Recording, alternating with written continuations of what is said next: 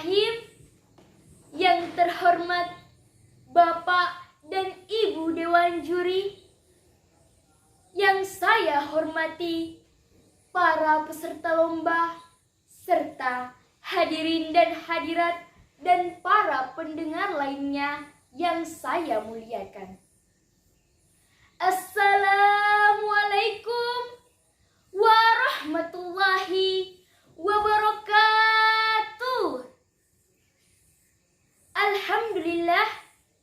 Alhamdulillahi rabbil alamin.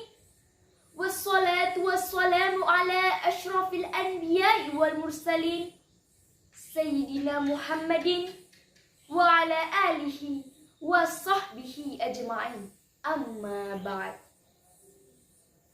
Yang pertama, marilah kita panjatkan puji syukur kehadirat Allah Subhanahu wa Ta'ala yang telah melimpahkan nikmat dan hidayahnya sehingga kita masih dapat berkumpul di tempat ini.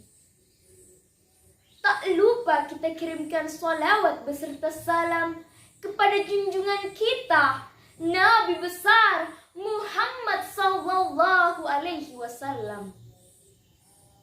Nabi yang telah membawa kita dari zaman kegelapan menuju zaman yang terang benderang. Hadirin rahimakumullah, izinkan saya untuk menyampaikan ceramah dengan judul Keutamaan Menuntut Ilmu Agama.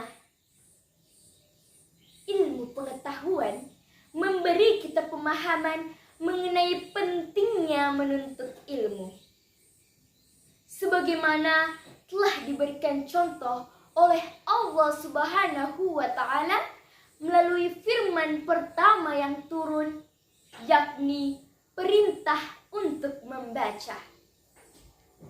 Selain itu, dalam surah Al-Mujadalah ayat 11 menjelaskan mengenai kedudukan orang-orang yang menuntut ilmu.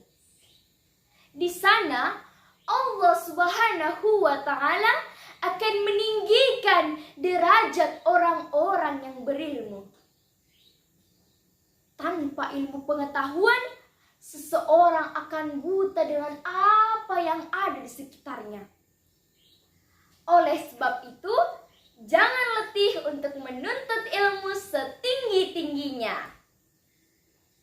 Bahkan Allah Subhanahu wa Ta'ala akan memberikan pahala pada setiap langkah yang kita lewati pada saat akan menemui majelis ilmu. Selama ini kita hanya beranggapan bahwa ilmu agama adalah suatu hal yang tidak penting. Karena banyak dari kita yang tidak tahu bahwa menuntut ilmu dalam agama Islam adalah suatu kewajiban. Sebagaimana pada saat Rasulullah sallallahu alaihi wasallam bersabda, "Thalabul ilmi faridatun ala kulli muslimin wa muslimah." Artinya, menuntut ilmu wajib bagi kaum muslim laki-laki maupun muslim perempuan. Hadis riwayat Ibnu Majah. Hadis ini adalah dalil wajibnya setiap muslim untuk menuntut ilmu. Hadirin rahimakumullah, yang perlu kita perhatikan adalah ilmu agama atau ilmu syar'i, bukan ilmu dunia. Maknanya, kita diwajibkan mempelajari ilmu agama, terutama ilmu yang berkenaan dengan amalan yang fardu ain. Misalnya, puasa adalah kewajiban bagi setiap muslim, maka mempelajari ilmu tentang puasa adalah suatu kewajiban. Dalam hal ibadah, misalnya sholat, maka mempelajari ilmu tentang berwudu adalah suatu kewajiban juga. Di sini, wudu yang awalnya sunnah bisa menjadi wajib. Karena wudu adalah adalah salah satu syarat sahnya sholat. Sekali lagi, ingat, wudu adalah salah satu syarat sahnya sholat. Begitu pula dengan amalan wajib lainnya, maka mempelajari ilmunya adalah suatu kewajiban juga. Karena mustahil kita mengetahui rukun puasa dan pembatal puasa jika kita tidak tahu ilmunya.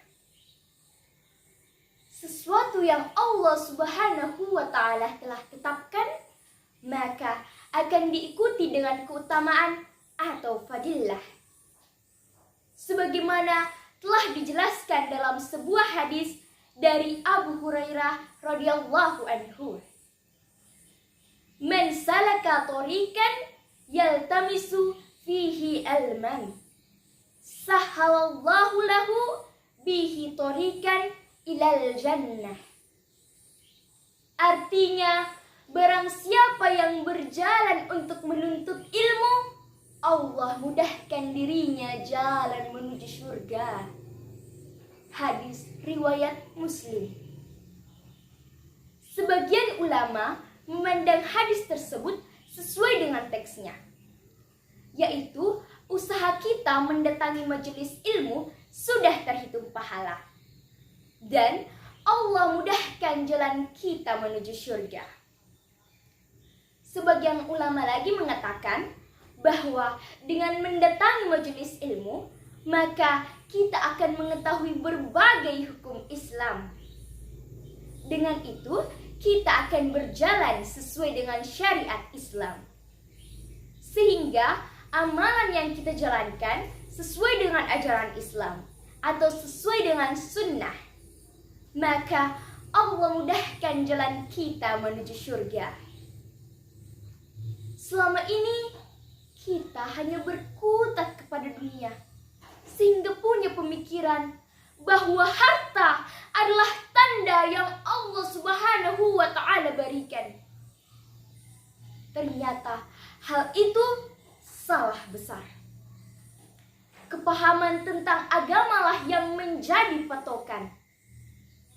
Maka alangkah meruginya orang-orang yang tidak mau belajar ilmu agama. Bisa kita lihat dalam realitas saat ini. Banyak orang yang memiliki titel berderet, tetapi jika ditanya tentang perkara dasar tentang rukun salat misalnya, mereka tidak mengetahuinya. Mereka nol besar.